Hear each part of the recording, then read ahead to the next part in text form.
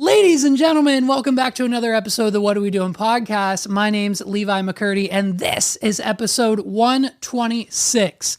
And I am so very excited for you guys to see and experience this episode with me. We had my man Felix, host of the JMC Journeyman Chronicles podcast, here in studio.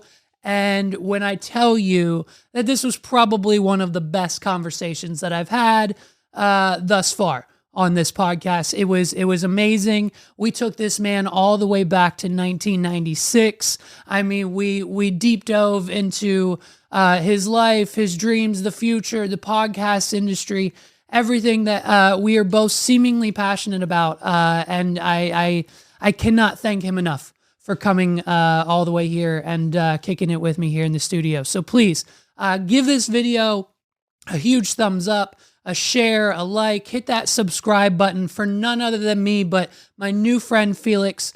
Check it out. I hope you enjoy this entire episode, this conversation between me and my new friend Felix, host of the JMC podcast. Check it out and enjoy the show.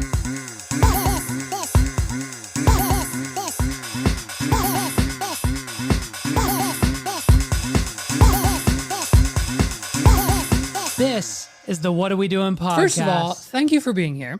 Absolutely. Thank you for coming. Thank you for traveling. Thank you for inviting me, man. And you're essentially, we are on our second or third year of this podcast. You are our first official. I'm calling you our first official guest. Okay. Oh, really? Okay. Listen, Los doesn't count just because we're friends. Yeah, I got you. He'll roll through at any time. My boy Jeff, he's been around and in my circle forever now, so I don't really count him. And my friends have obviously been on it. And the reason my friends are on is just because they're my friends. Yeah. And so I don't even know how to pronounce your last name. Arroyo. So, Arroyo. See, Okay. So Felix Arroyo. So, man, so let's just go back and let's bring me up to speed, quote unquote, tell me about your journey. Let's talk about your journey, man, because growing up, what was growing up like, just give me a little bit of background. Well, it pretty much stems off of the realm that we're in here with the podcasting world. Is pretty much how we kind of got linked up. So the podcasting, and that started for me a few years back in 21. I was working a dead end job, in my opinion. Working FedEx Freight, I was a dock worker sitting on a tow motor for 8-10 hours a day. And so it got to the point in my life where I was always looking for there's something I need to do. Yeah. The older I get, the more I want to have peace of mind, but quality of life. Mm-hmm. You know what I mean? Mm-hmm. And so I was like, there needs to be something that I can put myself into that gives me my time back, because a job like that, they call overtime last minute. You got to stay. I'm already driving. And I drove on the way here. I drove past it, and I was like, man, I haven't driven this road in an hour. A year or two. Right. So, long story short, I needed something that would give me my time back, and trying different things. Podcasting was always in the back of my mind. I never really pursued it. And then I listened to a lot of them. Uh-huh. And it was always I can do that. Yep. I can do it. Yep. And then one day it was just literally just the hell with it. Uh-huh.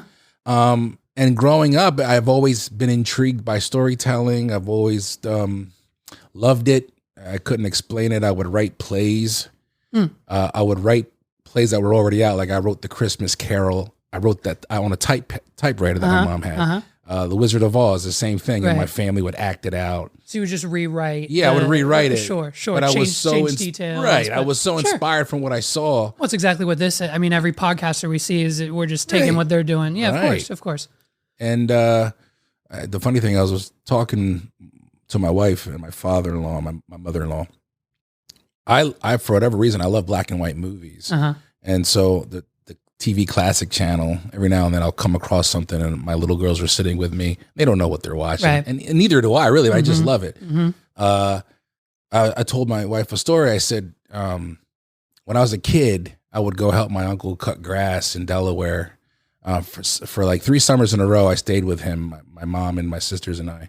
And he had his own business. But on his side hustle, he would clean out trailers, like abandoned trailers, and he would bring back junk. But things that he thought were cool, VHS tapes, vinyl records, whatever.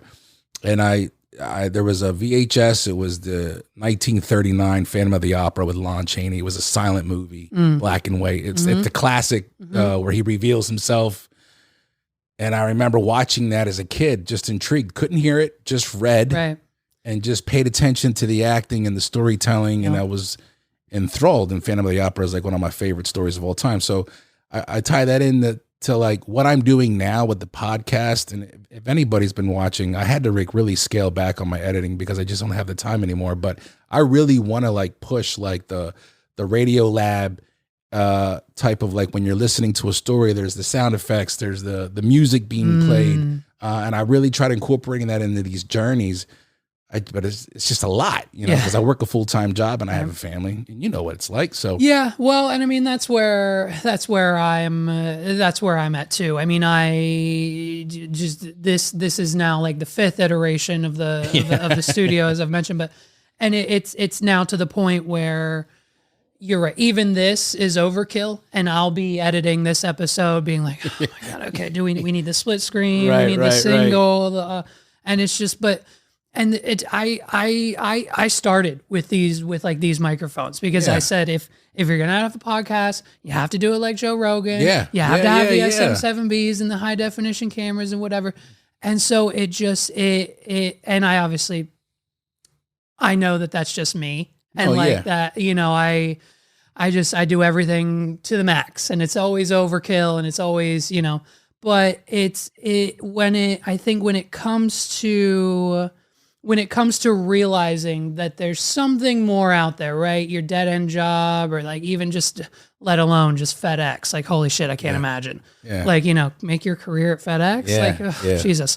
But I mean, good for you for recognizing that, because I feel like that's still something a lot of people struggle with. Oh no, 1000%. Right. Just having those ideas and even because I'm surrounded by a lot of people, by them seeing me do this, they're like, oh, I want to do that, or I want to do this, or I want to do this. But to them, those ideas just stay ideas. Yeah. And the execution, and that's the first thing, honestly, I know we keep bringing them up, but that's the first thing I told Lowe's when starting 280 Plus. He called me and he said, look, man, he said, I want to do this. And I said, are you sure? I said, do you, like, this is an every week, you have to find someone every week? Because he was going the guest route, and he has been, like, props on to him, like, because that shit's exhausting. You're my second guest this month, and I'm tired. I'm exhausted. I had 3 lined up, and thank God the first one canceled, because I woke up this morning like, holy shit. Yeah, no, I've had those too, where you're like, oh, you're canceling? Okay. Like, because I could really use the break. Thank God. Thank you. Right. Thank God. And it's like, but I told him, man, I'm like, this is every week. This is every single week. And it's not just an hour that you're recording, because you're going to have to make the episodes. You're going to have to make the edit. You're going to have to wait an hour for that to export. If something went wrong, you got to go back and re-edit and export again. Then you got to upload. And if something went wrong there, then you got a title, description. You got to distribute. You got to share it. You got to do. It's a whole kit and caboodle, dude. It's a lot of work. People don't understand it. No, they don't. And if you're passionate about it, like, and I'm sure you agree, because I'm looking at what you're doing. Like, it's a grind that every day you're like, I'm ready, let's go. But you got to want it, because there's nothing coming in to justify you doing it, really, except for your passion. Right. Like, I got nothing coming in. Yeah. So it's like, and that's where I'm at now, where it's like my wife and I are starting to break this down. Like, okay, this is our 3rd year doing this. We got to start rocking and rolling, monetizing, making this the business. The JMC enterprise is what I'm really trying to focus on, but you got to want it. You got to want to fucking get up. Can I curse on my bed? Yes. Oh no, you're good. Yeah. You want to get up and be like, no, I want to do it. I want to. And there's times you're right.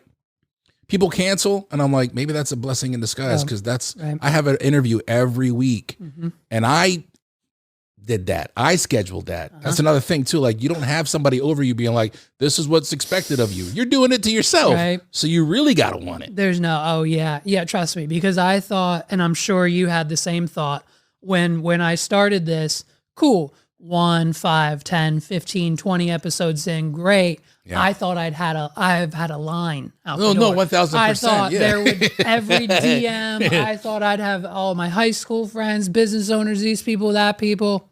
Yeah. 3 years, maybe 1 or 2 people have been like, yo, let me get on the pod. I'm like, okay. And I'll be honest with you, man, hats off to what you and Los are doing, because I get it. Some of your interviews are great. Some of your interviews aren't, because the people don't just know how to keep that conversation and that be on a podcast. Yeah. Exactly. Which is why one of my questions in my questionnaire is like, have you been on a podcast? Yeah. Because if not, it's going to be a completely different show. Right. And you know what kind of energy then you need to bring to it as a host. Mm-hmm. Yeah. Right.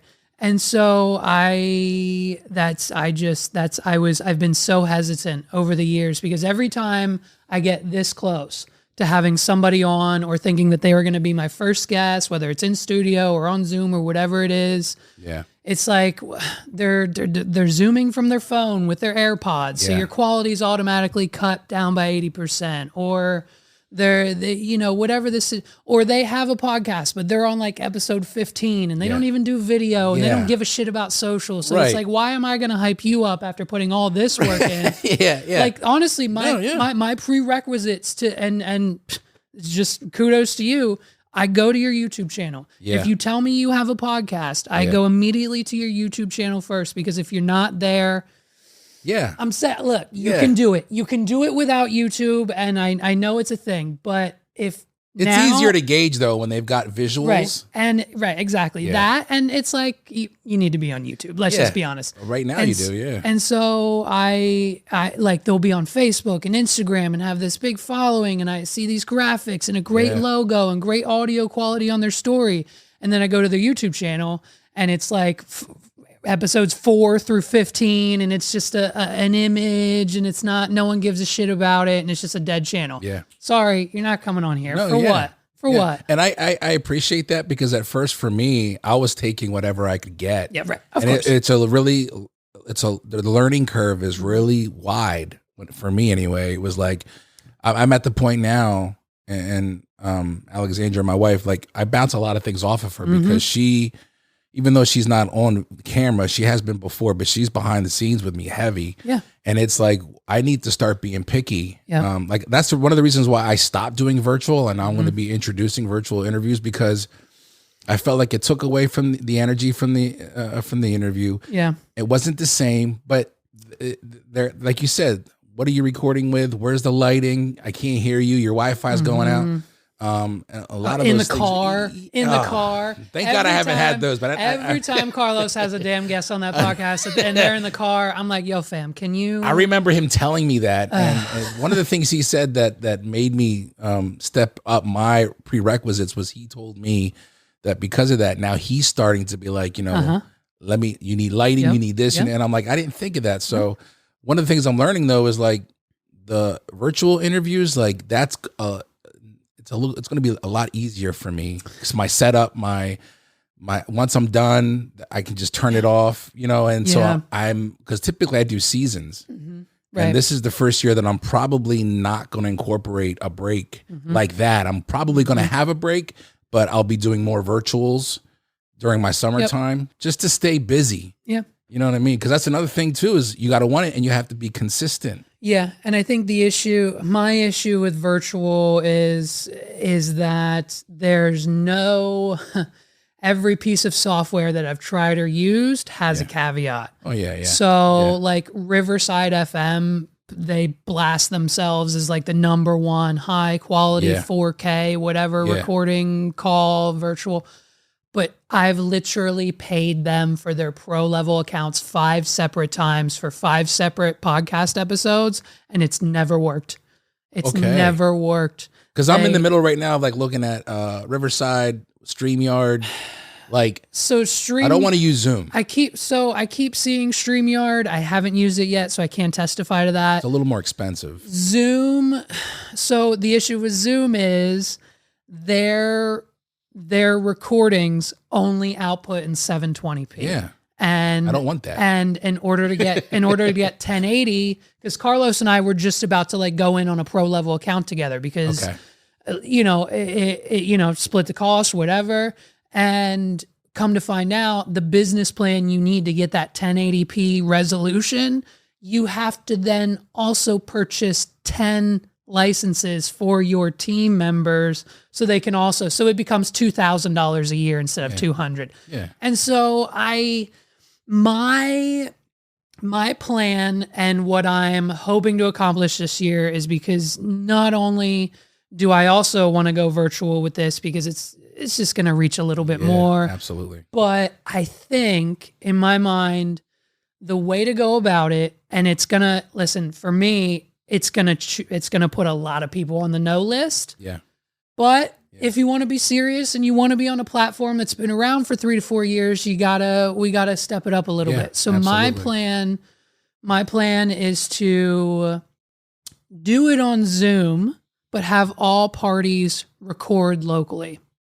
Okay. And so essentially what I'll do is I'll use the webcam. Yeah. I'll have the Rodecaster recording, because that'll just record whatever audio comes through. So I'll have a decent audio. I can get audio. Audio's easy. That's the audio's easiest. easy, right? Yeah. And so, but then separately, I'll just have this recording on an SD card. Yeah.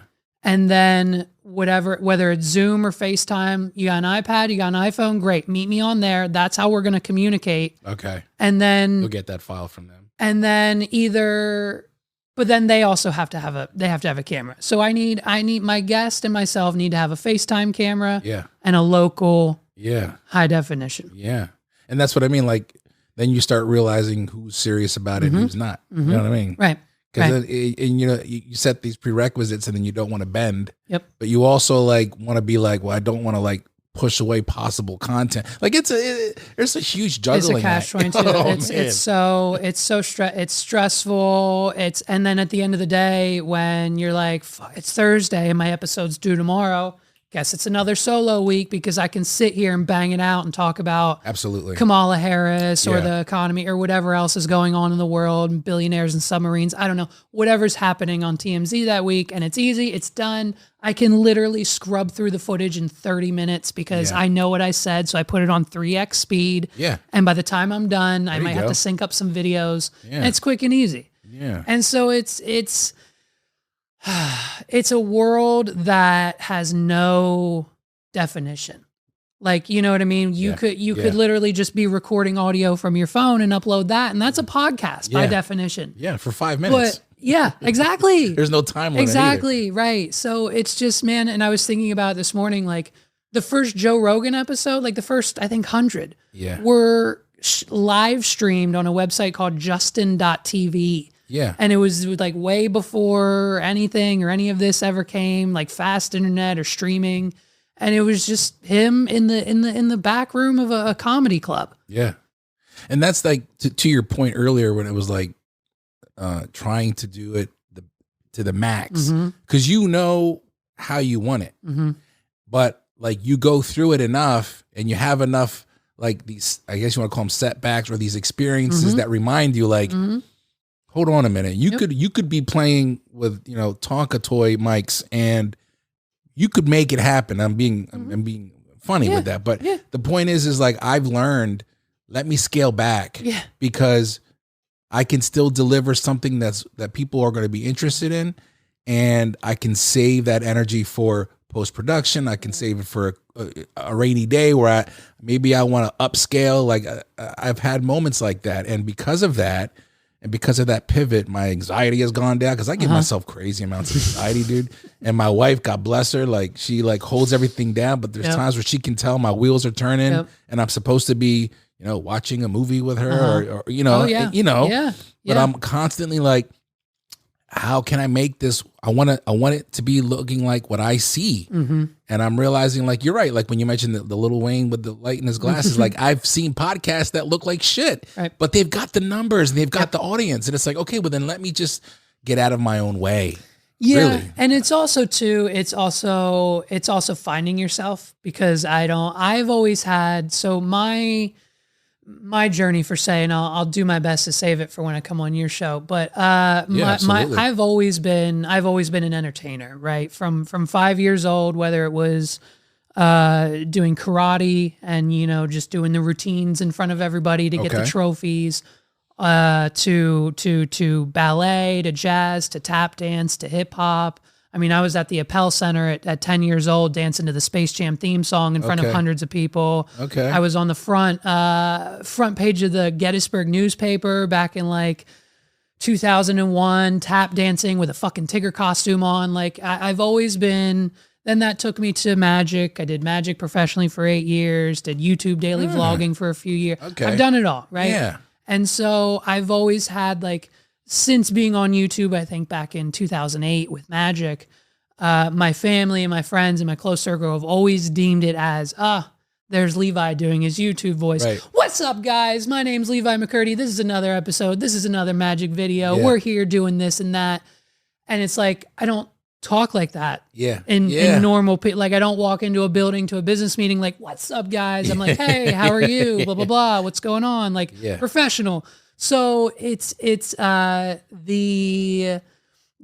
shift of doing that and having that. And like, if you go back to the first few episodes of this podcast, I still do it because again, that's who I am. Yeah. At the end of the day, whether it's a YouTube voice or not, it's part of who I am. Yeah, absolutely. So, but like I've tried to, because even the as shitty and as terrible as they are, the YouTube comments, they'll humble you sometimes because it's like, yeah, is every other one, fuck this guy, what's with the glasses? I thought this was a female before I realized who it was. Holy shit, his voice. Oh, bro, I'm called a transgender, whatever the fuck, because of my voice on my comments. I'll show you every week. Every week there's someone new saying, I thought this was a chick. Holy shit. But those are people that they're just trolling, dude. So no, of course. Oh, trust me. What I mean? Like, no. And trust me, I do not take that at 1%. I literally commit so much energy to some simple bullshit. I comment back, and there is now a subset of the internet who think, my voice, whatever, that think when I was 12 years old, I was involved in a helium accident by sucking in too much helium balloon, and after 19 surgeries, this is the best the doctors could do. You know what I mean? Pretty good. Right, it is exactly. And so it's I respond because it's engagement, because that means someone else is going to find my video and YouTube's going to push it. So whether it's a negative comment or not, I twist it into a positive, make myself laugh, and call it a day. Cool. Because at the end of the day, they don't give a shit. Because then I go and talk to my friends and I'm like, hey, someone else on the internet made fun of my voice, and they're like, dude, I don't even fucking hear what they're hearing. Yeah, and it's like, I get it because you know me and you've been around me for 10 years, but like, so went on a tangent there, but the one comment, I think like last year, it said you're my baseless and fake energy is exhausting or something along those lines. And so I knew what they were referring to, right? My YouTube voice, whatever. Yeah. But like at the end of the day, you can't tell me Elvis Duran goes home and is like, hey, did you hear about the soccer player who did this, and that? Like he does on the radio to his husband. Like, no, we all have our online personalities and our personalities in person. And it's been such a fun journey discovering that for myself. Yeah. And especially being able to do whatever I want to do. Yeah. I call it on this platform. I call it the turn on voice. I like that. Yep. You got to turn it on. Turn on, right? Yes. And and I know it. And when I've listened to the very first few episodes of JMC, I can hear my turn on voice is a little different. I know what I was trying to do, but I'm like, eventually you start settling in. Yes. When you start finding yourself and those that want to follow because they enjoy it, they'll come with. But it's a process. But if you're consistent, like consistency just outweighs everything, dude, because I see people doing it right now. Where it's like, I don't understand why they're popular, but they're consistent. Yeah. And so they've built an audience. People know what to expect. That's all that matters. Yeah. You know what I mean? Yeah. Yeah. And I think that's just been the best part of the journey thus far. Absolutely. Do you have, what's your current dream? Do you have any dreams at your age still? Like, growing up, I want to be a firefighter. What's your current, where are you at? I'll give you a 2-part answer. Yeah. I have a short-term and a long-term dream. Love it. Short-term is to do the podcast full-time. and quit my day job. And so what, I apologize for interrupting. What does that look like? Quitting your day job so that the podcast can handle the mortgage, the bills. Yes. Pay. Okay. Contribute to what I'm doing now, what I'm making now, enough that I can leave my day job. So monetizing the podcast is there. It's a priority. So that's a dream of mine. And that it's a pretty big dream in itself because I've been wanting to not work. Like, for and this is an honest answer, for probably the past 5 years. Prior to that, it was always like in me, the blue collar mindset of got to wake up and make the money. But the older I get, the more I'm like, I don't want to beat my body up, and I want to be present. Again, quality of life, time with my family. So that's my short-term dream or goal. My long-term is to have a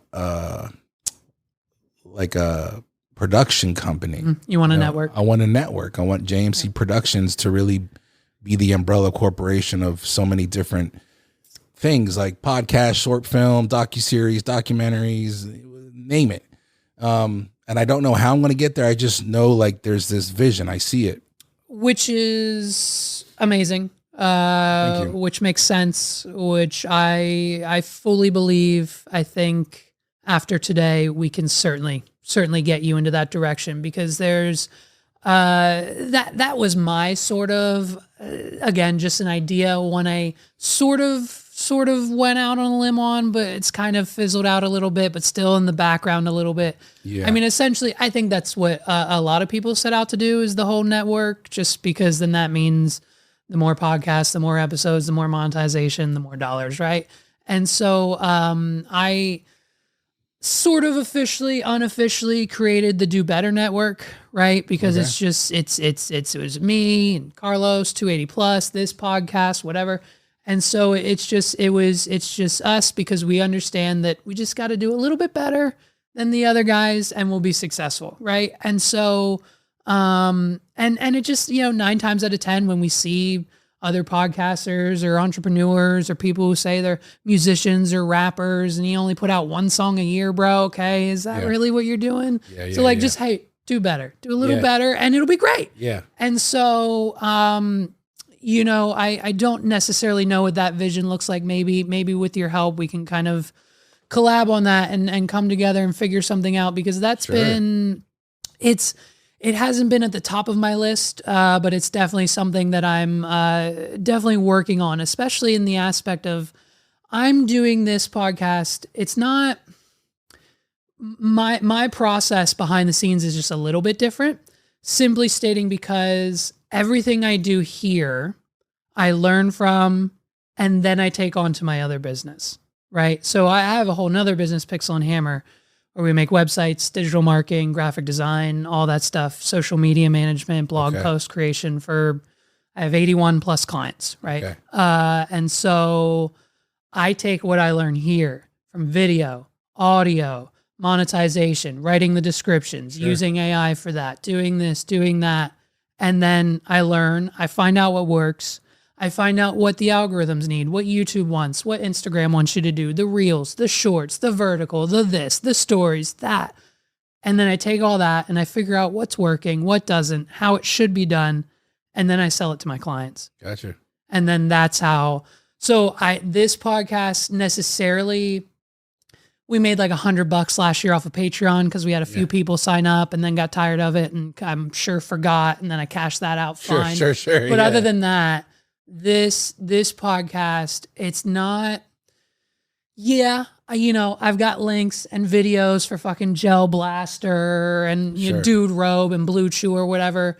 They're just affiliate links. A few people have clicked on them. We made a few bucks here and there, but I think at the end of the day, as far as it, I'm taking that monetization aspect from the podcast and just reapplying it elsewhere.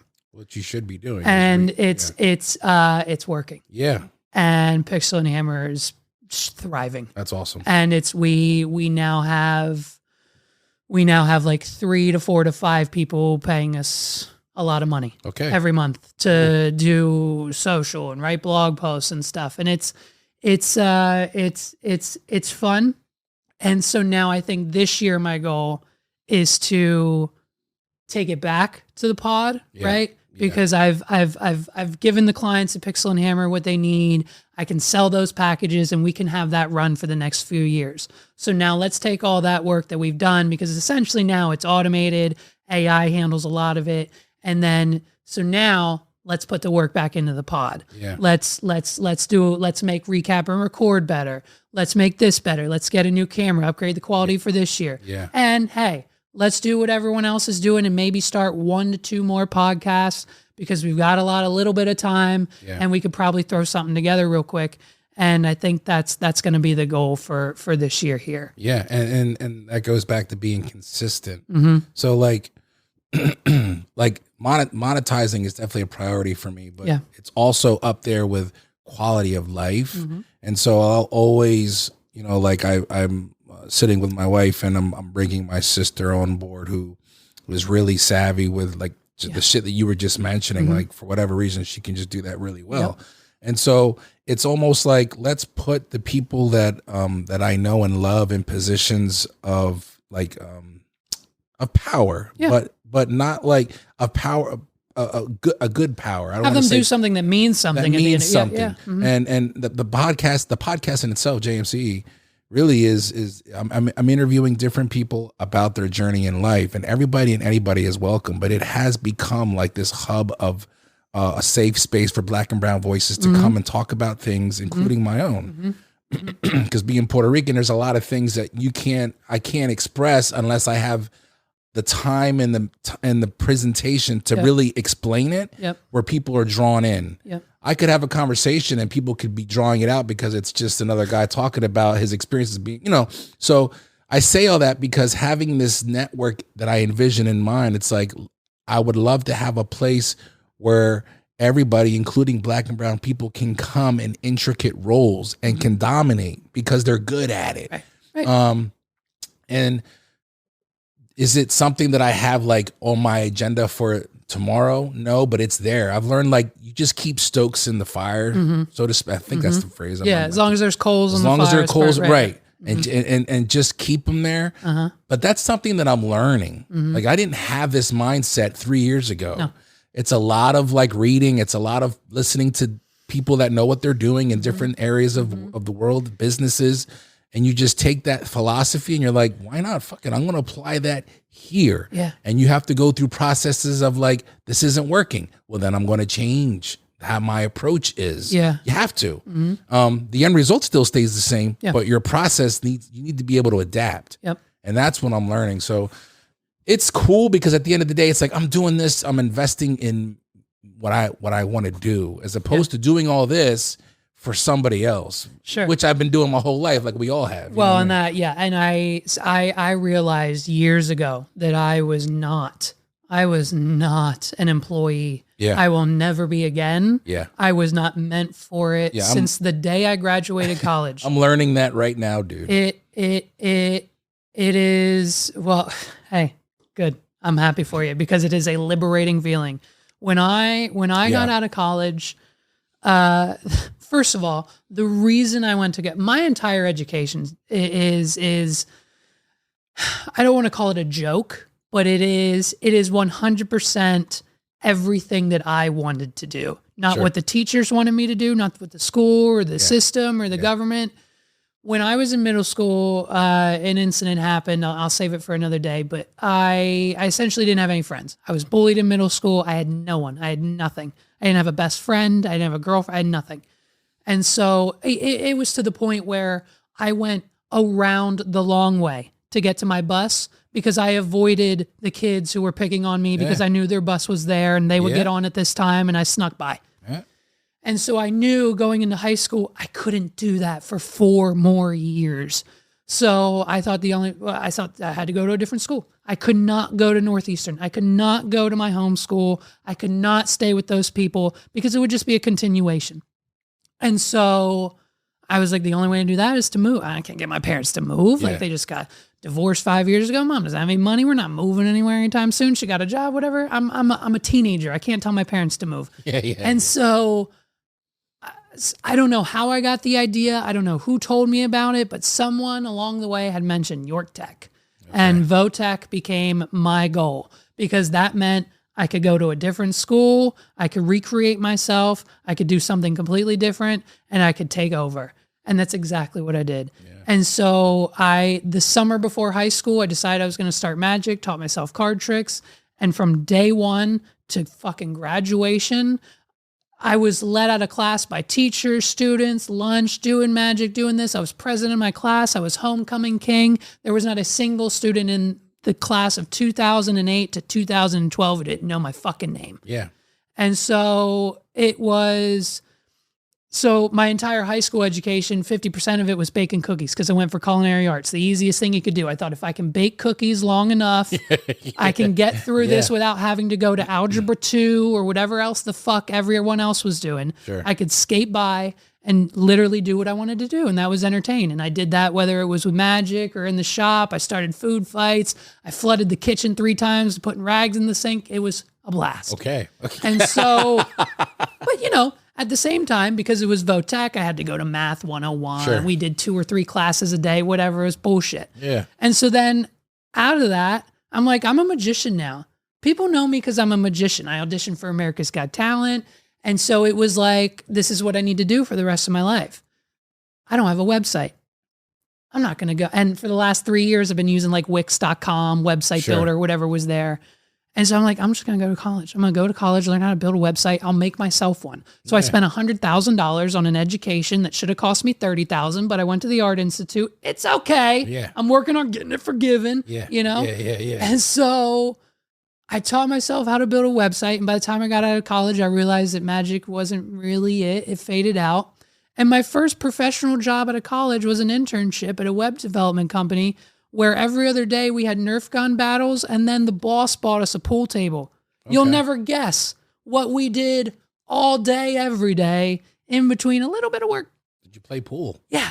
And so then my next job after that, I was there for 3 months. It was very serious. I had one project, and as soon as that project was done, the owner of the company pretty much ignored the web development portion of it and just fully focused on her PR campaigns and whatever else was going on. Yeah. So we had no new projects. So I was working on Sparks Entertainment, doing other business stuff, doing my own shit. Yeah. Eventually got fired. Went to my next job as a web developer at a window and door company. West Shore Windows and Doors are now like the biggest fucking thing on the planet because BJ keeps buying up every mom and pop window and door company across the United States. It's insane. But 3 months in, they hired me to make their website. He outsources it to another company. So now they're like, hey, just make us Facebook posts or something. So again, every day I would go into work, do my own shit, post something on Facebook for them, and just go home and not actually do anything.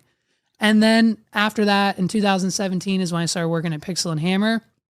2 years into that, Emily decided that she didn't want to do it anymore. She wanted to go work for her husband because he had another business going that was going to pay her a bunch of money. She said, Levi, if you want it, it's yours. You may have the clients, you can have the books, the name, everything, sign on the dotted line, take it. And so I did. And that was to start January 2020. Okay. And so 3 months into my very first solo adventure, I have to pay every single bill with this business. Yeah. The world shuts down. Yeah. And in that year alone, single-handedly, I outsourced maybe 2 projects to a couple of friends because I couldn't do it myself. I brought in $150,000. Wow. Was it off the backs of what they built 9 years prior for the business and the clients and the names and everything else? And that's almost been our success. Yeah. But come 2021, 2022, all of that work and all of those people who were like, yeah, we need this, this, and that fizzled out. Yeah. And I had to either make a decision, like you got to promote, you got to get new people, you got to reach out, you got to get sales. And thank God for my new best friend, Paul, who's my sales guy. And it's because of him we doubled our numbers last year. Nice. And because of this and AI and video and everything else. And so just looking back at it now, I didn't realize it in that moment from one job to the next, to the next, to the last, that I never worked. Like every time I got hired to do something, they either outsourced the job, they forgot about us, they didn't get us work. They said, do this instead of what we hired you to do. And I was like, hey man, I'm not doing it for a 6th time.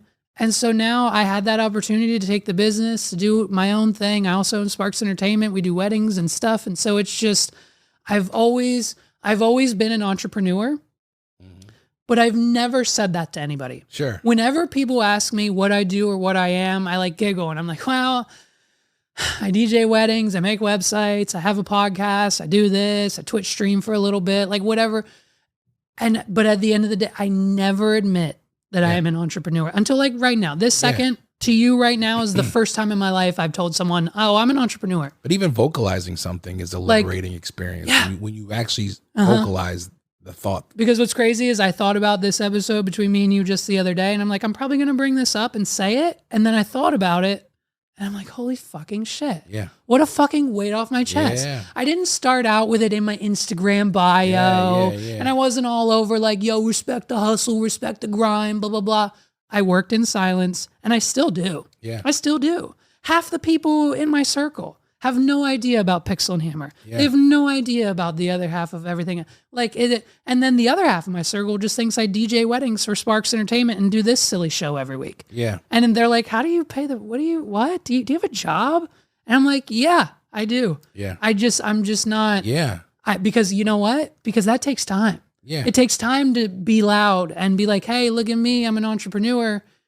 I take that time to serve the clients and make money and do whatever else. But sometimes it also takes somebody else to kind of point that out. Like, it takes somebody to show you where you are. Like I recently interviewed the owner of Move It Fit in Lancaster, named Marie Cleves Rothacker. Yeah. And in the interview, I say something along the lines of, I don't own my own business, but I would imagine. And my boy LaRock Hudson, who's a good friend and mentor of mine, shout out to LaRock, he hits me up because he's listening to it. And he's like, don't you ever say, you're like, and I was like, but I don't own a business. And he's like, nah, but what you're doing. And that's another thing too. Like, I'm not an entrepreneur, but I understand that I'm in the mindset, There's a mindset, right? that I will get there one day. My level of thinking and my production and my involvement is that of somebody that's like, nah, I need to do this on my own. Yeah, there's a difference between the mindset and doing it and getting there. And it's there. Once you realize it, and things will keep you humble. And it's funny because I will see some people out there like, oh, I own a business and I'm an entrepreneur, and I'm like, you copied and pasted someone else's cookbook and you're selling it on Etsy for $25. Like I get it. I'm not knocking it, but like, okay. Yeah. It's just like just last year, bro, like literally 9 months ago, my accountant who handles payroll for Pixel and Hammer, our taxes, all that stuff, they literally called me and they said, hey, I'm pretty sure, we're not sure if this is a mistake or not. We don't know. Can you just come in? I drive down to their office.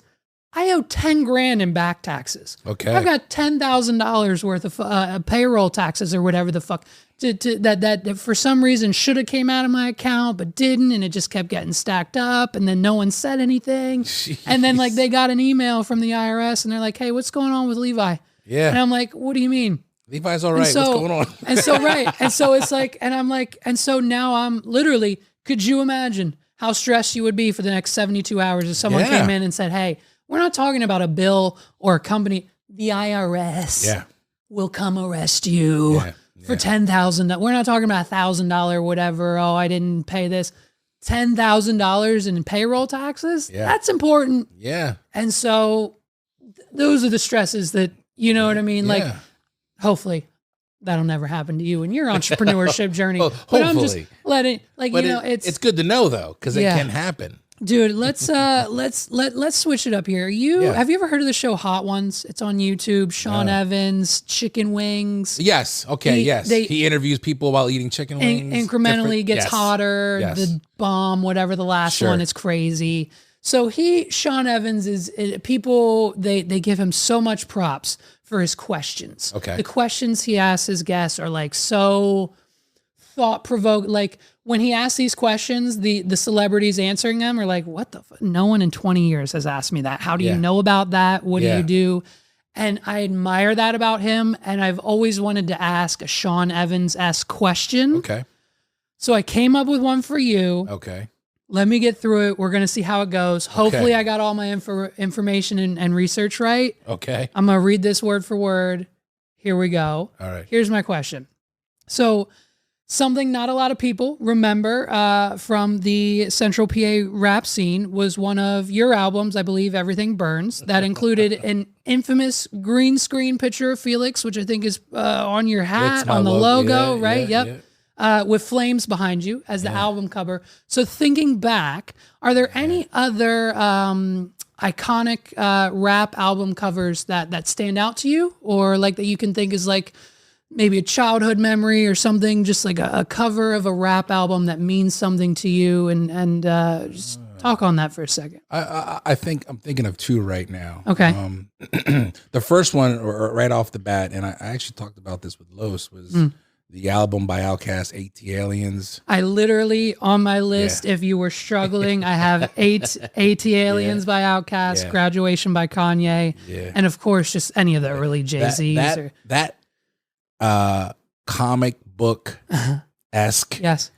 Even if you're familiar with Outkast, when they would release their albums, and I'm going back to CDs, you'd go through the CD. The CD then would also have like a very beautiful, descriptive, very nude-esque visual of a woman, but it was just so dope. Yes. And every album had that. The disc art. Yeah, the disc art. We forget about the disc art. Do they do that today? I can't remember the last time I bought a CD. I actually got rid of all my CDs. I might regret that one day. But yeah, probably right. But so that one for me, because I just remember looking at it like, that's just so dope. And then obviously the impact of the album.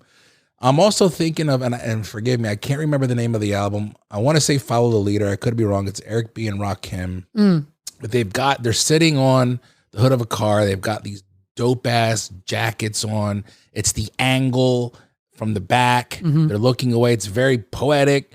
That album cover, I love it. I've always like something I want to get framed is that album cover. Yeah. I think like a lot of Nas's albums were dope to look at.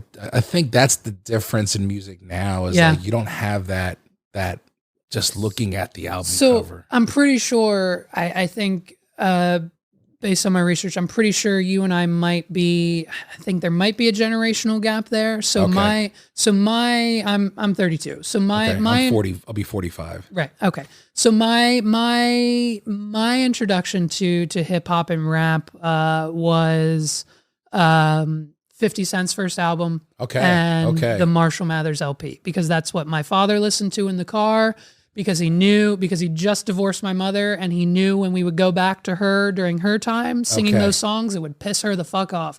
So my dad would let us listen. How old were you when Marshall Mathers LP came out? I'm curious. Just if I had a year. You said you're 30. You're 30 what now? Hold on. Marshall Mathers LP?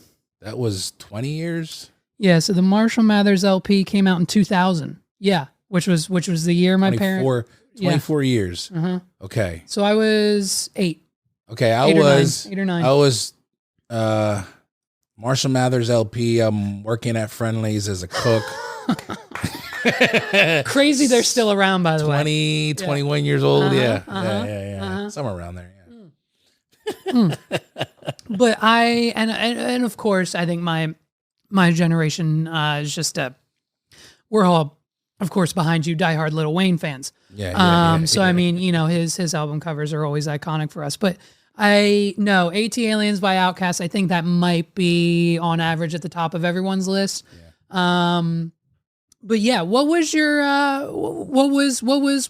rap career like? I'm curious. Oh wow! Curious to hear. You did do something to dig into that. I wasn't thinking listen, about I mean, that. look, so my business partner Justin Kodak, he's been on the pod a few times. We do Sparks Entertainment together.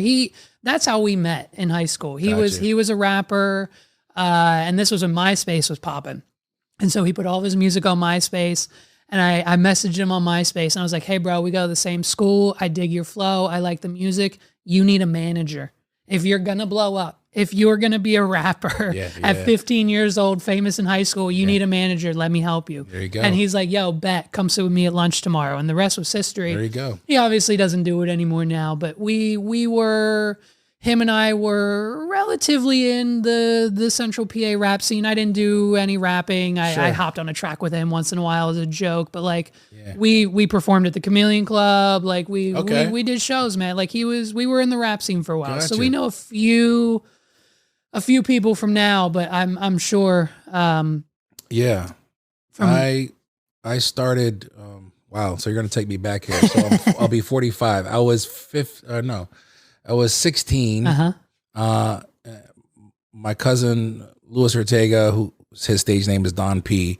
At that time, he could sing. He can sing, and so him, myself, and a mutual friend, Paul. Shout out to Paul Kettering. We grew up together roughly, and through our teens, 16 through 20, we did a lot of driving around, freestyling. Paul was also heavy in the music. I was surrounded in that regard by people that liked music. And when Lewis recorded this song, he was singing. I was like, this needs a remix. And all of a sudden, it was like, I just want to rap. Yeah, I wrote a rap.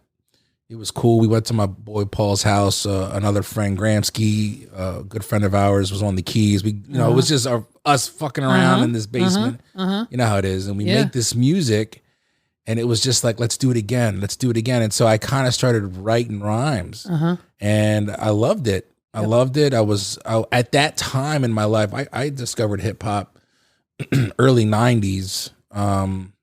And I didn't realize my love for rhyming until 8 Aliens came out. It made me want to rhyme. And so I loved the positive messages and the influence in music, conscious rap and shit like that.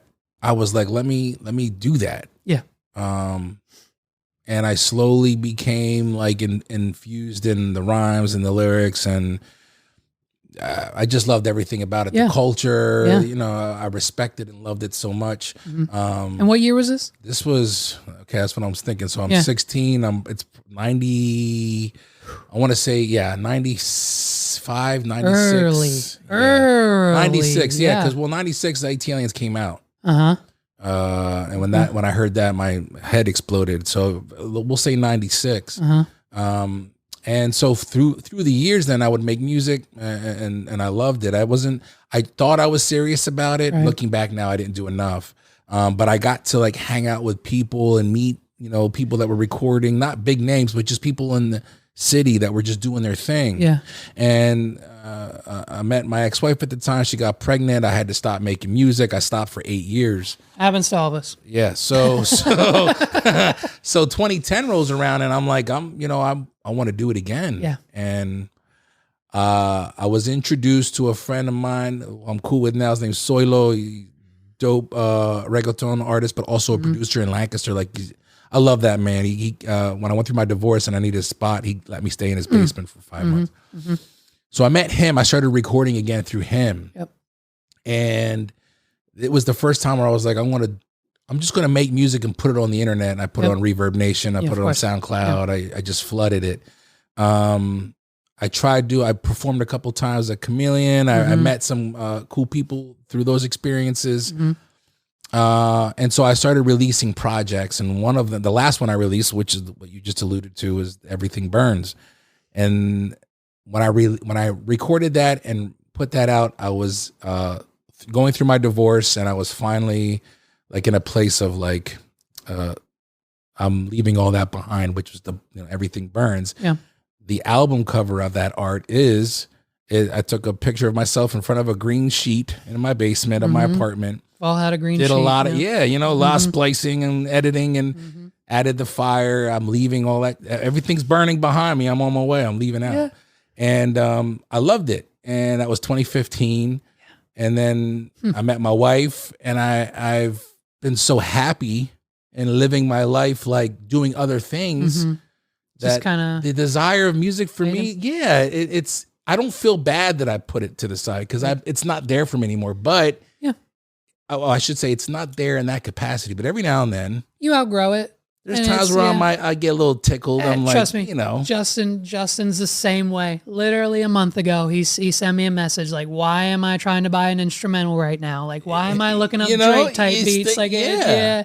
And I'm like, hey man, I mean, that's like honestly, it's 99.9% of the reason why I re-recorded and re-released Mistletoe this year. Okay. Like, Yeah, I just okay. like it. First of all, it was a blast to do. Second of all, that was it. It was just I had so much fun doing it, and I just knew I had to put it out for the work to be worth it. But like me and him recorded that cover like 10 years ago as a joke, and I just did like the first chorus, right?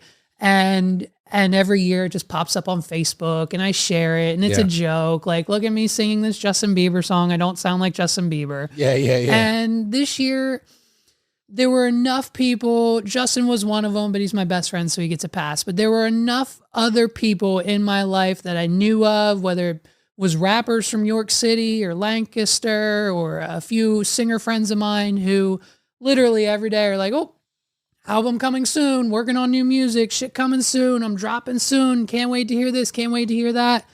Now it's a year later and we're dropping it and I haven't heard anything from you, or you did drop it and you didn't promote it because you don't like it, because you don't, you know what I mean? Like, you literally, a friend of mine put out a Christmas album this year, and through the grapevine, I heard he just put it out to get it out because he knows no one's going to listen. How the fuck do you call yourself? Do you think Mariah Carey or fucking Taylor Swift is out here re-recording all of her goddamn original albums because she just wants to get them out and no one wants to listen? Yeah. That's stupid. You're not. So to prove how easy it was, I got a buddy of mine, Paul, you can literally make any instrumental. I said, hey man, can you make me this instrumental quick in your free time? I'll pay you. If not, whatever.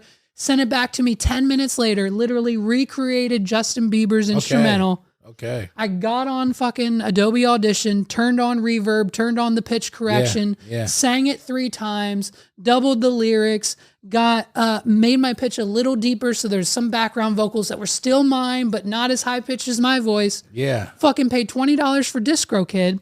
And now it's on Spotify, Apple, and 30 other streaming platforms. There you go. And I can now call myself an artist because I have 5 monthly listeners on Spotify.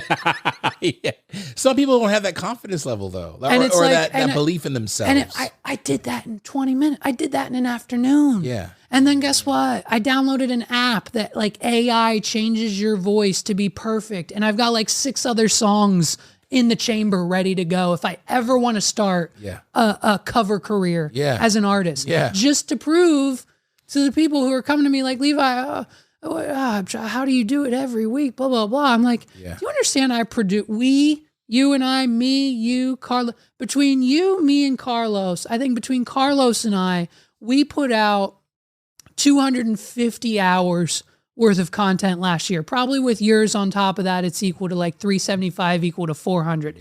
Between us all, we have 4 full-time podcasts. Yeah. And that's weekly at an hour. Yeah. And the average track nowadays is anywhere from 2.5 to 3.5 minutes. You're telling me you can't do 10 songs, 30 minutes? Yeah. And I have to sit here for an hour every week and come up with a whole bunch of new shit that you've never heard before? Yeah. And have my own take, my own opinion, not copy the million other podcasters, when in your own take and your own opinion is your unique voice and what spins you put on the songs or your own or your cover or whatever, but you're not putting shit out. Yeah, but that goes back to like commitment and consistency. Yeah, it's great. Believing in what you're doing. A lot of people get fooled by like what they see around them, but also a big problem is people announce what they're going to do. I've never been a fan of that. And I used to do that. Like, get ready a month from now. And then nothing. Just say the fuck shut. Nothing. Don't say anything. Trust me. I was there when when I was doing my magic stuff, and I on my fucking time hop every day. I'm reminded of this. I would post on Facebook, give me 50 likes on this status, and I'll drop a new magic video. Yeah, it was just me, just one like, 1 or 2 likes maybe, and then guess what? I posted it anyways. Every single fucking time. Right. And then every time that number requisite went down and down and down to like, give me 15 likes and I'll give you this video. And then literally the last time I ever did it was, let me get 1 like on it. So then I liked it, commented, okay, bet, here's the video. Like, fuck you. You know what I mean? It's just, the local and like the social media, you have to reach, you got to just put it out. You have to, You can't just wait have on to anyone do else, it. Yeah. right? Yeah, absolutely. You got to put it out. Did you go to PodCon in Philly? did. What I was did. that like? It's for one, never fucking heard dope. of this. It was the first one. Okay. Shout out to Wallow.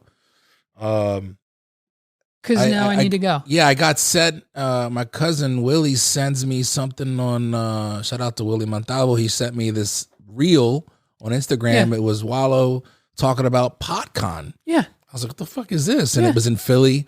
And at that time, it was going to be the following week. So I was a week out and I'm like, oh shit. And I look at my wife. I'm like, we got plans next week? Yep. And she said no. And I'm like, I'm going to go to this thing. I thought I could bring her with. Then I realized I needed to like register also. By the time I went to do that, it was full. So Saturday came. I took a shower, got dressed, filled the truck up, and headed to Philly. Yeah. And I drove on my own, got there. I pull up to the Met. There's a line 8 blocks long. Damn. I make a U-turn to go the opposite way to a parking garage, park, walk 8 blocks. By the time I get to the Met, that line had already gone in now. It was fucking amazing. And what was the, because I've been to Comic-Con, I've been to Lego cons. Pretty much the premise of the event was learning from Wallow and was other, there were like speakers. There were right. Okay, yeah. so like kind of like Coachella on this stage. Sure. This guy's talking Sure. on this stage. They had and forgive me, I'm thinking off the fly right now. Yeah. Charlemagne the God was there. Oh shit. The president of the Black Effect Network. Yeah. Forgive me, I can't remember her Well, name. isn't that Charlemagne's? He owns it, but there's the president. Right. Oh, then. he has someone else, right? Of course, okay. It's a woman. Gotcha. Yeah. There were other like the head of podcast and music through YouTube was there. What? Yeah, it was just like he Why brought was out I not these fucking and there? Jesus. they all just took time to just share nuggets of information. Right. And they were literally there. I was really not prepared. I was trying to be prepared, but I didn't have the time. There were people that were recording on their phones. I didn't have the battery time. There were people that had digital recorders and I was taking some snippets and some videos, but I just sat there and absorbed like how to monetize in today's era. This is what you need to do. And one of the things that I learned from that event was that I'm already doing it. I just need to capitalize here, capitalize there, have the confidence to know that we're getting there. Because that's another thing too, is like you can get really impatient in this game. You see the fruits of labor from everybody else, but you don't know what it took to get to that point. And so I got there around 4:30. It was from like 5 to like 9. I got home around 11:30. I sat with my wife for a half hour and I was like, we're doing good. We're doing good. Here's a couple links. Here's some information. And it was cool. Like they showed you like, when it comes to like applying for credit, different like the tips and the tricks, like what these big corporations are doing, like how to utilize the 3 different the 3 important banks that they use, shit like that. The LLC, small business loans. I haven't gotten. My fear. I've owned Sparks Entertainment as an LLC since 2013, and we've always toyed around with getting loans and credit, and obviously now it's a lot different story. But like, I'm still. Credit and loans to me are just. I have too many already. And I dig it. And I used to be the big, like, I don't even want to mess with credit, but I'm learning more. Like once you start utilizing the tools that are available for you, that's a weapon for your disposal is let me utilize this credit in the business.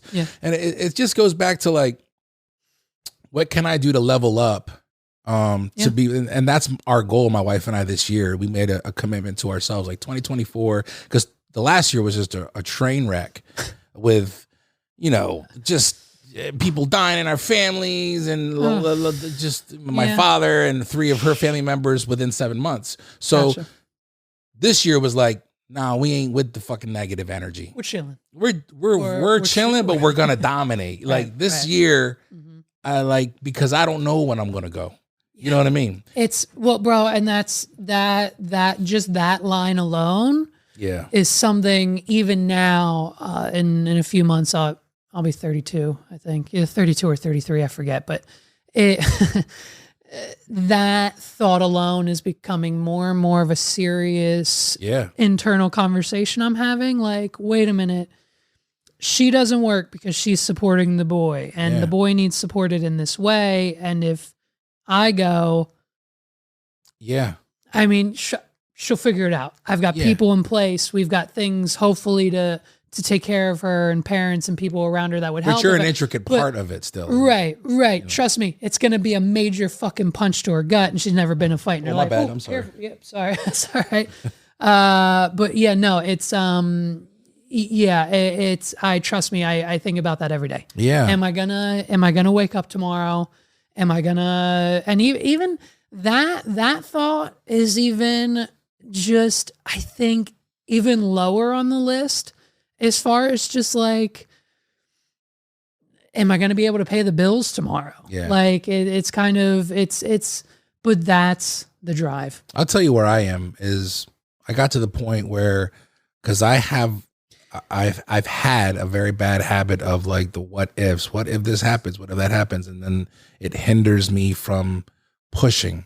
And I got to the point where I was just like, I don't know what can happen, but I also know that I haven't done enough up to this point and nothing has happened. That, right. You know what I mean? Like right. I've been safe in my bubble for a very long time, but I'm not where I want to be. So let me just take this chance because this is it. Like I tell my kids, this ain't no dress rehearsal. Right. Yeah. This is it. Oh, bro, I do it every weekend. Yeah. I literally, that's one of my selling points for Sparks is like, I have 8 to 12 hours to make your wedding day the best day of your fucking life. Yeah. And whether we're providing photo, video, DJ, or photo booth services, one or all four, because we do at a time, that's it. Yeah. I said, I don't have 30 days to return this to Target. I don't have time the morning of to figure it out. If something goes wrong, I need to be prepared. Yeah. And it's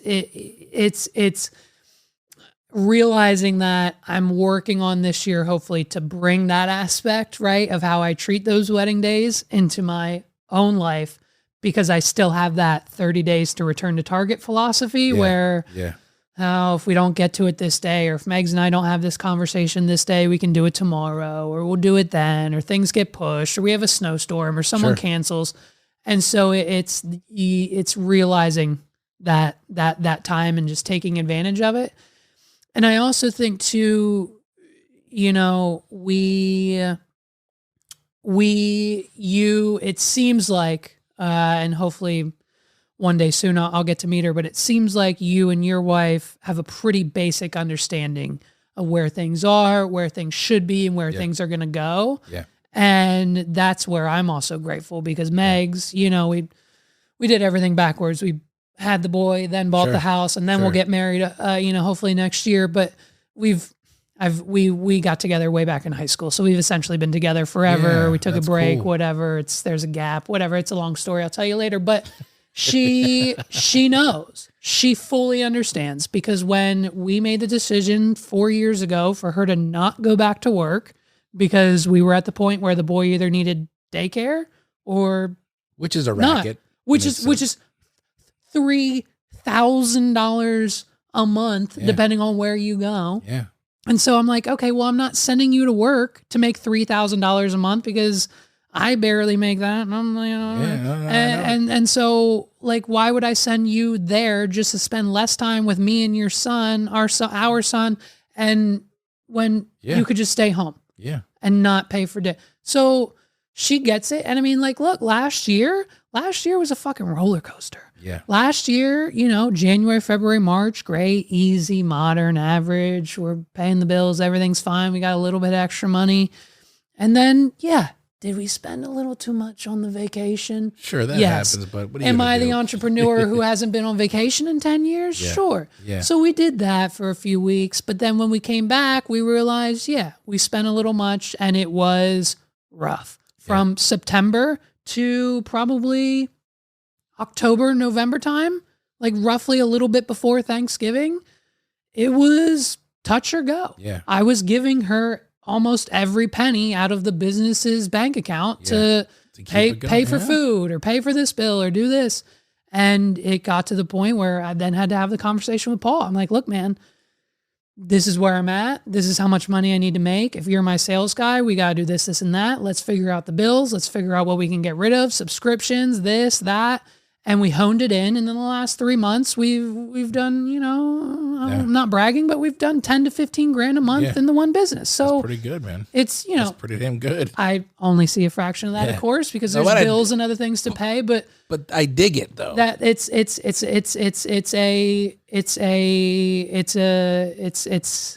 a challenge. It's fun. It's a ride. It's a journey. But it's just what I love to do. Yeah. Waking up and knowing today could either be a $0 day, or I could get a notification on my phone that someone just paid me a $1,200 invoice. Yeah. And sometimes that happens on Saturday when I'm with the boy and you know what I mean? And I text Paul and I'm like, hey bro, we didn't do anything today. We just made $500 or whatever it is. And it's like, that doesn't come instantly. And that's what a lot of people are like, I'm going to start a business. I'm going to start a podcast. I'm going to do this. I'm going to do that. You have to put the work in. Yeah. And you have to be willing, like what you just described only is possible with your wife or significant other. Right. But it's with her input. Yes. Like involvement, like the fact that she stays home with your son. That's a big, she's not babysitting, she's maintaining, so like with my wife, it's the same deal in regards where she really takes the load in a different way. I'm never embarrassed to admit it that my wife is the breadwinner in our home, and I'm grateful for that. But she never throws that in my face, and she also gives me a place to build something that I believe in, because my dream is to retire her and to retire, just be like, we good, because I've been grateful for what you've given me. My wife has always been my rock. She's always been my support system. What do you need? She takes the girls away. Just so I can have space to do what I do. Everything Megs is doing right now. Right. So you need that. Like, I'm not saying you need to have it in order to succeed, but if you have somebody in your life that isn't giving you that anchor, it's going to be a really, really confusing situation. And I've had that as well. So I know what I have in my wife, and I'm grateful. Yeah, well, and that's where, Megs and I, like I said, we met her first year of high school. I think it was 2012. We were friends. We dated for a few years. I graduated, started to, grow, discover who I was. Obviously, a breakup happened. 3 years go by. We still send a text every once a year, whatever, like stalk each other's Instagrams or, whatever. And then, eventually we found our way back to each other. And at this point in time, we literally have the argument every other day. It's like, oh, it's our 7-year and 6-month anniversary. And I'm like, well, sweetheart, what are we counting from? The time we met, the first time we dated, our first kiss, the first date, the second time we got back together, the engagement. So I told her, our plan is to officially get married next year. And I said, oh, that's the date. I don't want to hear any other numbers. I'm not memorizing. I'm forgetting everything. I don't care about the first time. That'll be our date, and we're starting over. 1 year from then will be our 1-year anniversary, and that's where we're. See, I'm on the flip side where I'm the one that remembers. Oh, I'm not. I remember the date, when I slid into her DMs, when we met, when we kissed, when we broke up as well, and then she was like, I mentioned I was staying in my friend's basement, going through a separation and then a divorce. She met me at that time, and she was like, You're not in a place. I'm 3 years past my divorce. Right. I know where you are. You need time. The fact that woman did that, Alexandra doing that for me, was pretty big, because it's a chess move. She could have taken a chess move, but she could have also taken advantage of my vulnerability. Right. You know what I mean? Because I wanted everything, but I wasn't ready for it. I went a whole year and a half of not seeing her, and then she came back into my life, and here we are now. We got 2 children together. I have 2 children prior, so that's 4 kids. We got a dog. I'm living the life. I'm living the big dream. So American dream. But you need to have, when it comes to shit like that, another thing to this whole conversation that we're having, like everything we're talking about, and I remind myself of this all the time. Yeah. And some people may not agree with it. Yeah. These are all first world problems for me. Uh-huh. I have to remind myself of that. Right. Because as much as like I get heartbroken over this isn't happening, my family's here, my family's healthy. Uh-huh. Like we have a beautiful home. Right. We're blessed. Yep. I just want to live out my dreams just like everybody else. But I have to remind myself, like, this shit could be a whole lot worse, bro. Yeah. I think a lot of people like myself have been in bad places. Yep. And I think with that perspective, like that goes along with this year, just being like, okay, then I know who I am and where I am along with my wife. This is where we're going. It's time. Yep. And it's time. Yeah. Mm-hmm. Yeah, no, I think that's it all. We're on the same page. Yeah, we're on the same playing field. Do you have all of your February episodes done already? Are they record? I mean, maybe not edited, but are they recorded? Oh yeah, I have 7 interviews already recorded. You have 7 in the pipeline. Yeah, but I took a break. Yeah, so typically I have about a handful in rotation. Good for you. And then what happened was people canceled. Yeah. And so then I had some interviews already filling in because I already had them done. So then I had about 2 or 3 ahead. And then I took this break and I recorded I think I've recorded 3 interviews in a week. And I just said, fuck it. Joe Rogan numbers, babe. One of them was like an impromptu interview that my boy Louis Raul, I interviewed him as well, a photographer. He's doing a documentary about the homeless. He wanted me to interview a gentleman. And I was like, I don't even really, it's not part of my schedule. The guy you just posted, the preview? Yes. Yeah. Yes, okay. Dave. Yeah. Dave Costarella. Yeah. I saw him and I just based on the picture looked intriguing. Yeah, he's that dude has a heart of gold, man. Wow. It was like such a humbling conversation. And it was like, I've also been, I don't know how you are spiritually, and I'm not trying to be a thumper in that regard, but I've been trying to be more in tune to like, when I pray for something, I need to be aware that it will come to me in ways that I'm not expecting it to come to me. You see what I'm saying? That's right. As opposed to being like, I'm praying for this. Why aren't you giving it? It's just going to show up on your doorstep. Was just like, it's going to be a coincidental. It'll happen randomly. And as soon as it happens, you'll have that thought, wait, what? Right. Yeah. And my OCD and anxiety pushes that shit away. Where this year I'm like, I need to be welcoming. So Lewis hits me up. He tells me what he's doing. Immediately I am like, oh man, I don't have the time. But I said, nah, fuck that, because he's doing something beautiful. He's not charging for what he's doing. He's just doing it for the cause and for the awareness. Exposure, right? I said, let me tell you something. Let me talk to my wife. I do my interviews Wednesday evenings at night because of my work schedule. I threw a one on Monday. Yeah. Get him in here. We did it. I threw the, I did the levels on the audio, sent it to Lewis. I said, I'll have the visuals for you soon because you got to work with me.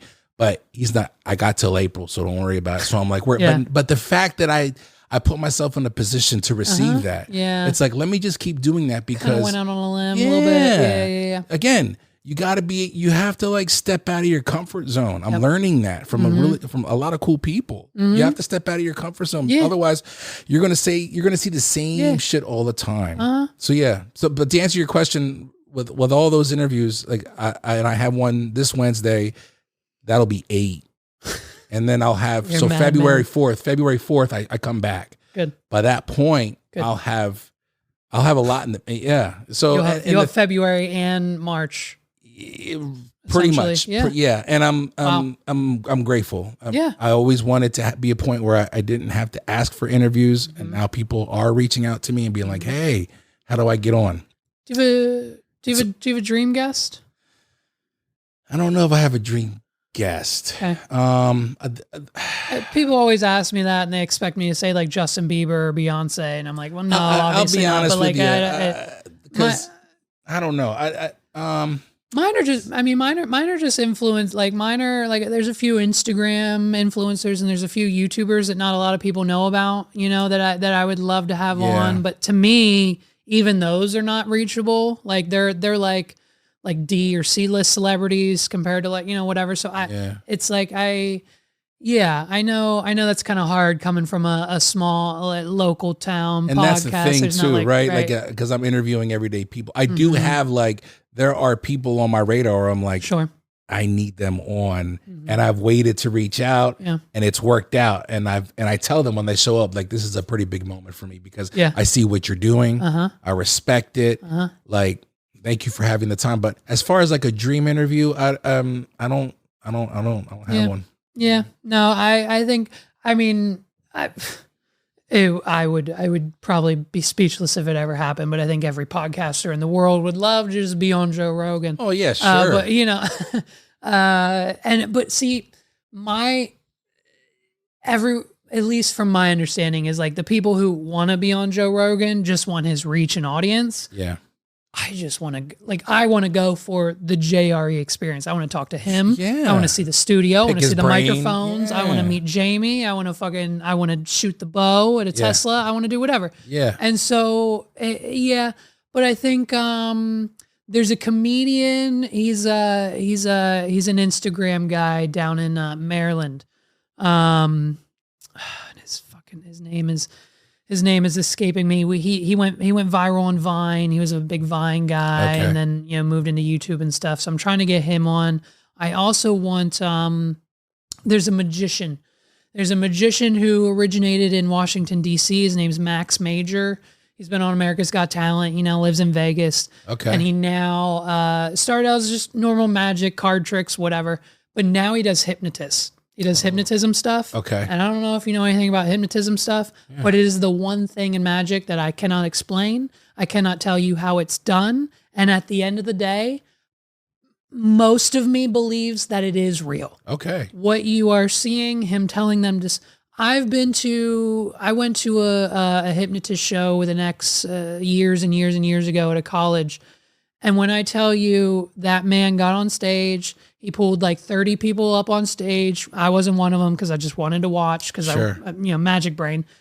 And he said, listen, he said, probably only 20, maybe 25 of you this is going to work for, because the number one rule, at least what they tell you in hypnotizing, is you have to be open to it or it won't work. Yeah. And so like 10 people on stage didn't get it, but 20 of them were hypnotized. And he was like, all right, guys, this is it. You're NASA's new space crew, and guess what? Buckle up, bitch. We're going to Mars. He said, you've got 10 seconds till launch. You better put your seatbelts on and get ready to go. And by God, if everyone on stage didn't start going like this and fucking buckling up like this. And he's like, all right, we're counting down. And he's got like an audio clip that goes 10, 9. And like you can, like he has like audio cues of like a space shuttle launching off. And like all the people start shaking. Like they're launching off in a fucking spaceship. And then that bit ends, and then like he's got another guy on stage, and he's like, "Hey, it's a nice belt you got." And he's like, "Yeah, you like this?" It's like, it was a black guy. He's like, "You like this or whatever?" He was showing it off. He was like, you got any fears in your life?" And he was like, "Well, yeah, sure. I'm afraid of whatever." And he was like, "When I snap my fingers, the belt around your waist is gonna become a python boa constrictor." Yeah, snapped his fingers. I've never seen a man take his belt off of his body quicker and toss it away. Oh my God. Because he fully believed that there was a boa constrictor, a snake around him. And so Max Major, he's a hypnotist. He does like live streams and stuff. And I've talked to him before. Me and Max we've talked before, and we've done some things when I was into magic, and he's obviously grown beyond me since then. And I want to pick his brain, and I want to just understand from a magician side of things. Yeah. Like, what are you doing? Yeah. Like, because this is beyond, like, I know, like, there's gimmicks. Like, if he's writing with a Sharpie, the Sharpie's probably fake, and it has something on the other end of the tube, and that's what's going to help him do the magic trick. Or the regular deck of cards isn't a regular deck of cards, or whatever. Sure. I know, it's something. Yeah. So I want to interview him, but I'm on the same page as you. That's like it. Yeah. I don't have a big thing, probably because 99% of my stuff I'm just solo, because I'm just into the waters of guests. There you go. So I'm getting there. So last night, I wasn't watching, but I'm pretty sure, did the 49ers win their game? Oh, they won. Oh, Yes. Last minute. And I'm pretty sure they beat the Packers. Yeah, they beat them. Los is pissed. Yeah. Los is pissed. And I don't feel bad for Los because he wears a 49ers hat because it looks good with the outfit. He's one of those. Yeah, not to give him shit for that. I saw him wearing a hat once, and I was like, "Oh, he's a Niners fan." And then I see him talking about the Packers like it's his pride and joy. So I texted him. I'm like, "Yo."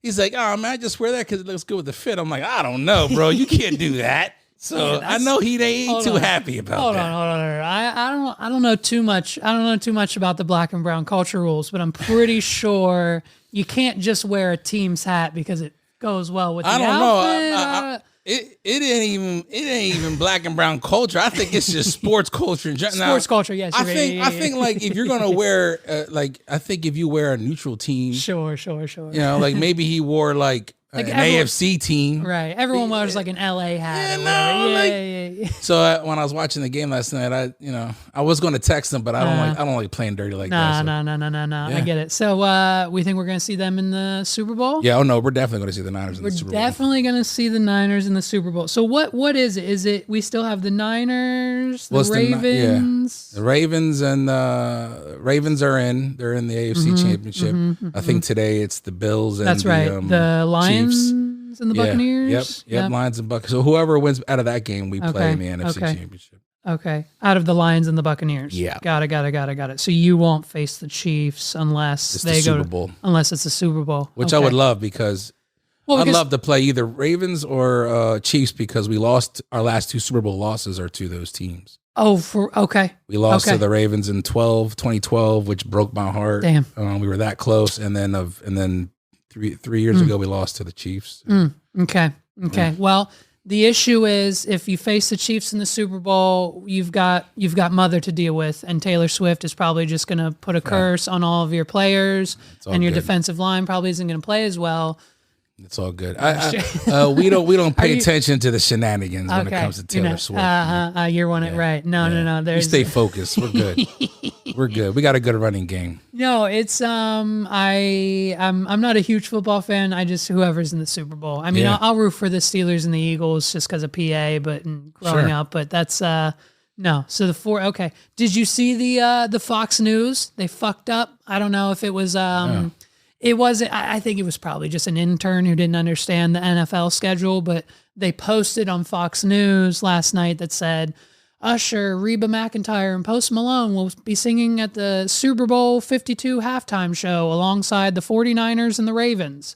Oh, really? And so now everyone on TikTok that. Everyone on TikTok. Oh, because it's rigged. It's rigged. Yeah. Yep. Everyone on TikTok says it's rigged. Yeah. Obviously, Fox News probably just doesn't understand the schedule, and they assume that whoever won this week and not next week. Sure. Whatever.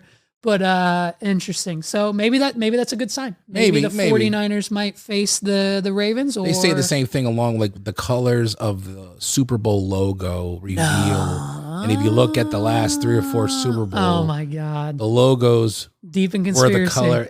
I don't. When it comes to that, I'm just like, dude.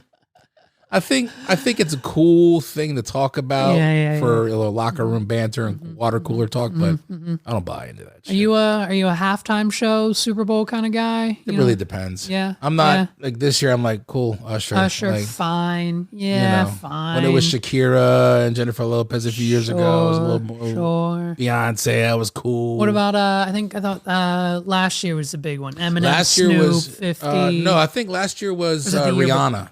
Last year was Rihanna. That's right. The year before was Snoop, 50 and all them. Yeah. And Rihanna's was okay. Yeah. But, you can't do much when you're 7 months pregnant or whatever. Yeah, a lot of the stuff that was used in that Super Bowl, because I work at Tate. Okay. So a lot of the stuff that they were using to lift her up, those winches and stuff, I work on those. Oh, okay. Yeah, so it was pretty cool, like from my perspective, to see them being rolled out. Mm-hmm. And I was like, yo, I worked on that. Hell yeah. Yeah.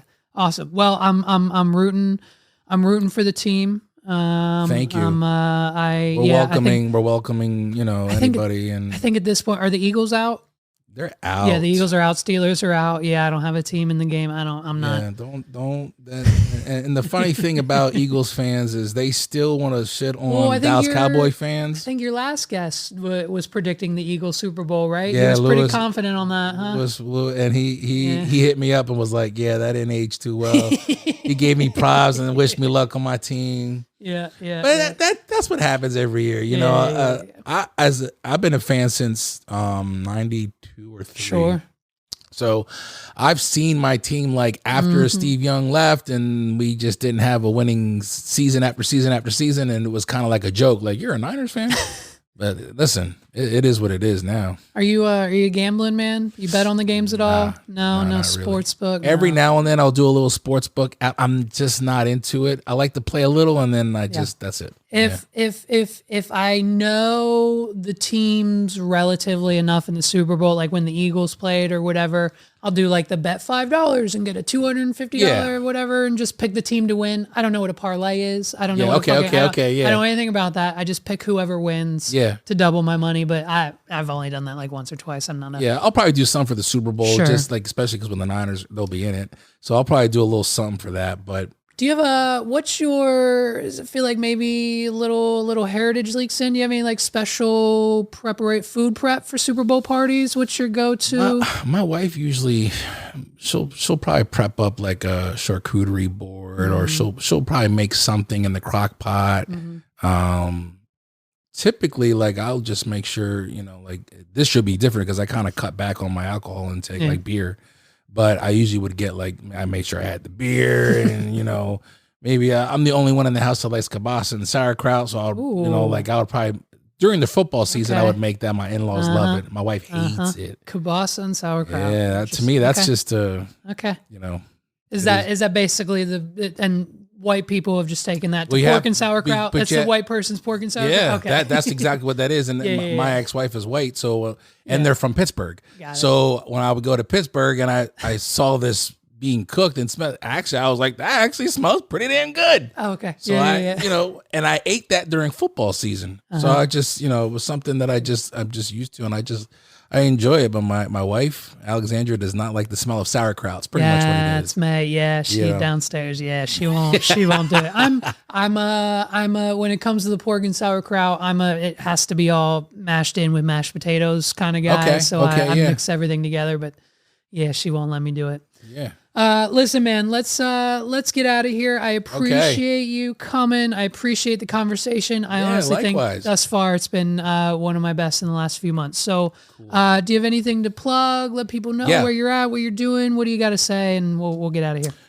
Look me up, a JMC podcast. I'm on YouTube. You can find that there. You can find me on any audio streaming platform. You can go to jmcpod.com. That is my website. I have all that information on there as well.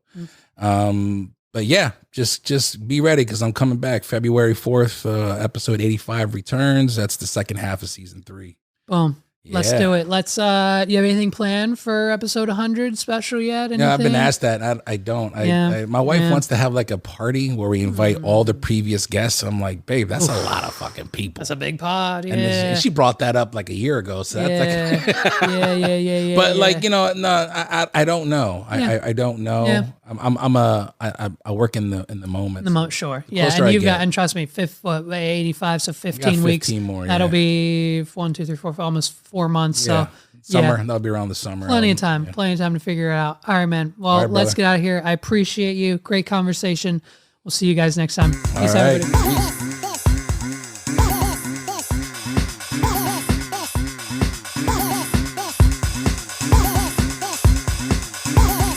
This is the What Are We Doing podcast.